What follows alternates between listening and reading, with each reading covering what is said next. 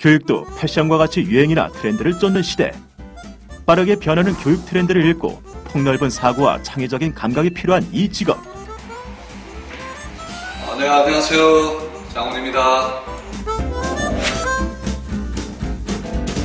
네, 교육적인 도구를 사실은 교구를 하는데 이런 교구들을 어떻게 만들고 무엇을 만들 건지 그런 것들을 고민하고 생각하는 그런 직업이 아마도 교구 개발자가 아닐까 그런 생각을 합니다.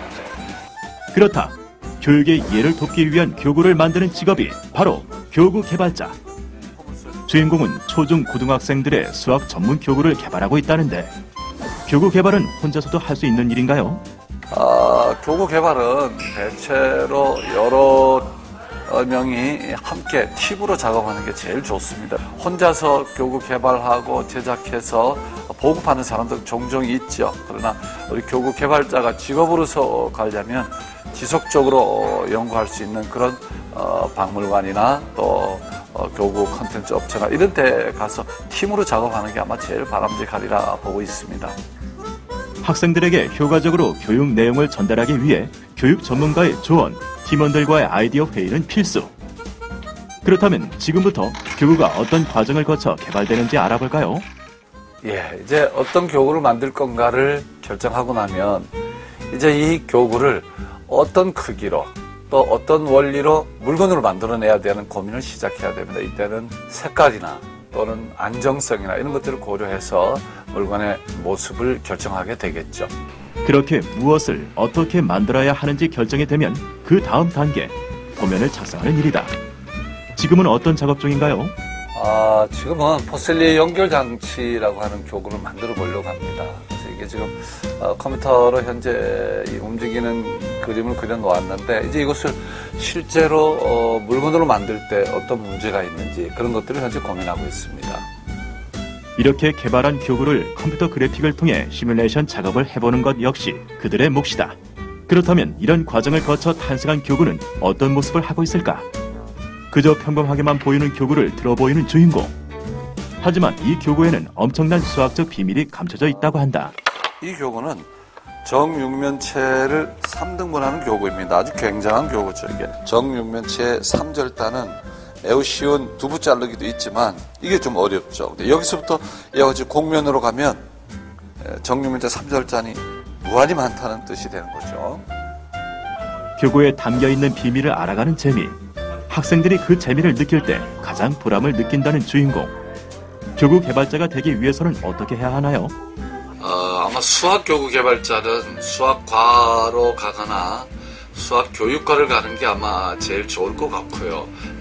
교육 콘텐츠 업체나 또는 박물관이나 그런 데서 지속적인 어떤 교구 개발을 하는 그런 일자리는 얼마든지 있다고 보입니다. 그러나 현재는 교구 개발자로서의 직업적인 어떤 완성도는 좀 떨어집니다. 이제 막 시작하는 그런 직업이라고 여러분 보시면 좋겠습니다.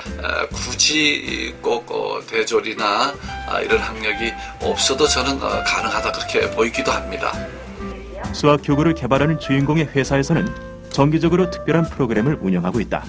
바로 수학 체험전. 수많은 학생들이 다녀가는 수학 체험전은 교구 개발에도 많은 도움이 된다고 한다.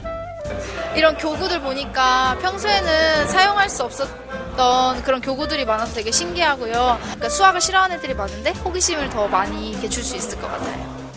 배움의 가치를 실현하고 창출해내려는 노력.